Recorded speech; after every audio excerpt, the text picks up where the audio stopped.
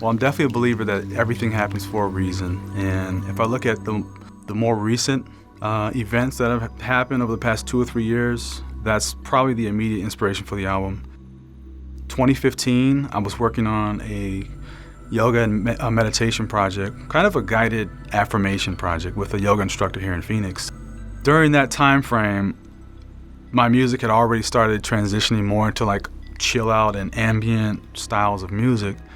My wife had just graduated, and the idea was, okay, well, what if we did a whole album of soundscapes to kind of create an atmospheric backdrop for my wife's classes? There was also just a desire to bring something beautiful into the world, something healing, just positive energy, something with higher vibrations, and so that's kind of really what led me to Urban Metta Volume 1.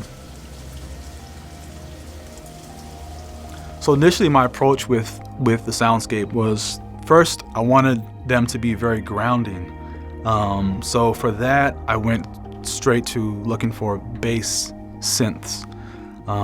So I kind of played around with a few bass synths. I wanted them to be warm, to be round, to be soft synths that I can use that would sustain throughout the entire soundscape. So that's the first thing you'll notice, that they are heavy bass, and that's kind of where the urban part comes from with Urban Metta for the title. I wanted, because that's where my influence is, and I come from making hip hop and electronic beats, and so I'm bringing that influence into the project.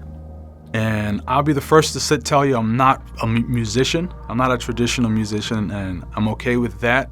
Because I played the trumpet early on. I've played around with the piano, but I've never stopped to really master an instrument. So I have a lot of respect for musicians who have done that, and there's some incredible musicians out there.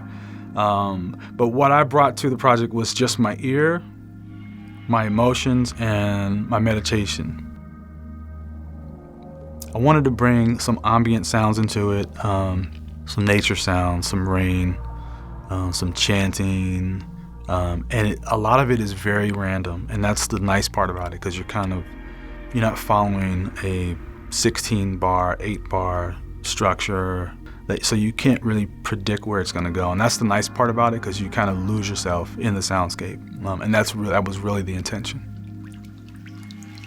Inner peace, grounding, healing.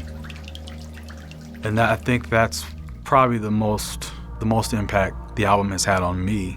And that's actually how I can tell a soundscape was ready. Where did it take me?